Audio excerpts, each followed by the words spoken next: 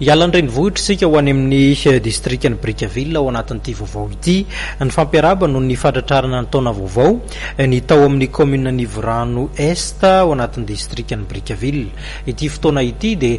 tsy vitan'ny fifampiarabana noho ny fatratrarana ny taona vaovao fotsiny fa natao ihany koa namtinana ny ezaka vita tao anatin'ny taona lasa ny banjinana ihany koa ny asa vaovao izay miandry ao anatin'ny asa pampandrosoana. Miazakazaka ny fampandrosoana ao amin'ny commune ambanivohitra Nivorano Atsinanana ao amin'ny distrika Brickaville ho fahatratrarana ny tondrozotra no faritan'ny fitondrana ao anatin'ny IEM. Nanamarika ny lanonana fampiarabana tratran'ny taona teo anivon'ity commune ity ny farany herinandro lasa teo ny fanolorany be ny tanàna ao toerana Andriamatoma amin'ity Narazafina Antoine ireo tombanezaka. Vitanay ny renim-piasa amin'ny lalan'ny restaurant Batobe zay raha miasa amin'ny trésor banque centrale ary indrindrandrindra ny BOA satria verenany le vola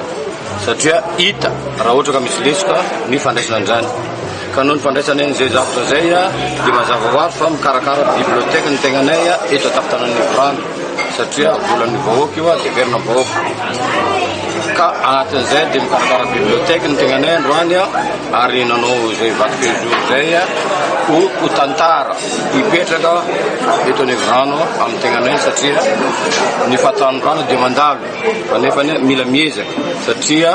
zay ny programme misy lohan'ny République amin'izao IEM.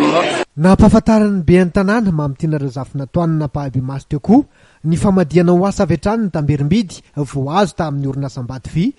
izay nahazoana nanomboka ny fananganana tranomboky ny aloha izao lanonana izao. Mbola ezaka hotratrarina ny fanajariana ny lalana mampitoena Nivorano Atsinanana amin'ny lalam-pirenena faharoa hanamorana ny fifamezivezena. Irareny ray aman-dreny ao amin'ny distrika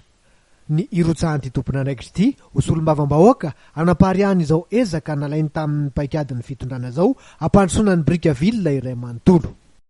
Dia izay ny vaovaontsika tompoko lasy tompoko vavy makasitraka feno anao